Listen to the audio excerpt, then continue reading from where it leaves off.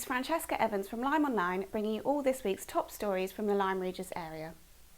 Those considering a visit to Dorset are being asked to think twice before travelling to the area, despite the Prime Minister's easing of lockdown restrictions. The message came from Dorset Council leader Spencer Flower after Boris Johnson's announcement on Sunday. The South West currently has the lowest number of coronavirus cases and COVID-19 related deaths compared to any other region in the country. But some fear that we could see a spike in the figures after the Prime Minister announced that travelling for exercise and to outdoor spaces was now permitted. The public can now travel as far as they like to enjoy unlimited time outdoors with their own household or one person from another household, as long as the 2-metre social distancing rule is maintained and they do not stay the night away from their primary residence. Car parks at beaches and beauty spots across Dorset remain closed, as well as public toilets. The Prime Minister's announcement has sparked fierce debates on social media, with regular visitors and second home owners claiming they've been subjected to abuse from some residents, which they say could have a negative effect on tourism in the long term.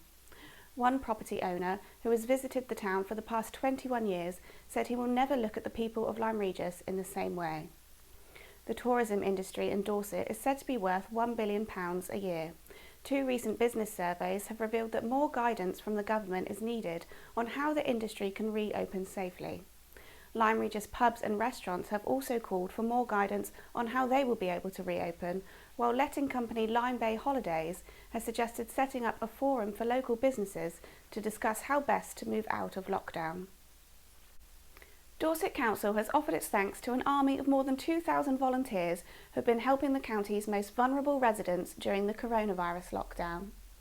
Volunteers have been helping with tasks such as grocery shopping, collecting prescriptions and dog walking for those isolating at home and shielding, as well as simply calling those in need of some company. The council has been working with volunteer groups and organisations across the county to answer 3,500 calls for help and make 1,900 telephone calls to vulnerable residents. Citizens Advice has also been offering help with employment and financial concerns, and Age UK has been fronting a befriending service. Dorset Councillor Laura Miller, who is portfolio holder for Adult Social Care and Health, has issued a video message thanking all of the county's volunteers. Hi, it's Councillor Laura Miller here, Cabinet Member for Adult Social Care and Health at Dorset Council. Just a very quick video to say to all our amazing volunteers, thank you so much for what you've done and what you continue to do to help our communities and our residents.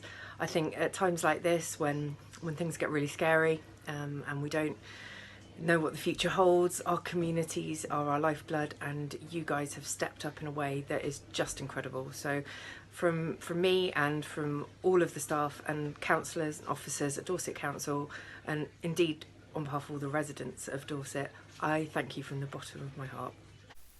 If you don't have family, friends or a support network that can help you get the things you need, you can use the contact details shown on screen now.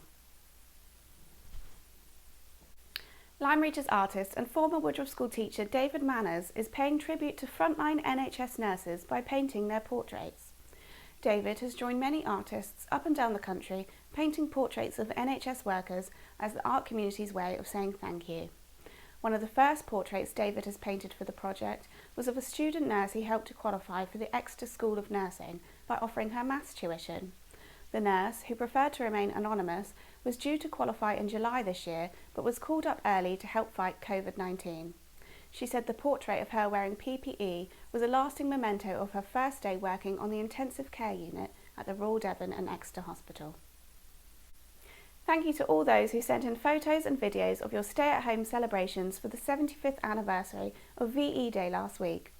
Wreaths were laid at war memorials in Anning Road and George's Square by Ian Marshall, chairman of the Lyme Regis branch of the Royal British Legion, last Friday morning, and many residents across Lyme Regis, Uplyme and Charmouth then hosted garden parties and took part in a mass singing of Vera Lynn's We'll Meet Again. You can watch the full video of all the commemorations on the LymeOnline website. There is still virtually no organised sport in the Lyme Regis area due to the coronavirus restrictions, but there was good news this week for local golfers as Lyme Regis Golf Course, one of the most beautiful in the West Country, reopened on Wednesday. No one was more pleased than club chairman John Coley, who said he was delighted to have the course back in play and to see so many members. The course is only open to members for the time being, playing in pairs or families of 3, and bookings have to be made in advance. The first day back on the fairways went extremely well, as many members got around the 18 holes in less than 3 hours. Up-Lyme tennis courts were also opened this week. Lyme Regis Football Club is in negotiation with an ex-player who has not been named to take over as manager of the reserves. An announcement is expected soon to complete the Seasiders' new management structure for the next season. And finally, while they cannot be together for rehearsals and concerts, members of Lyme Regis Town Band are still keen to practice their musical skills and have worked hard to put together this special performance of Barnard Castle by Jeff Richards. Here it is to see us out.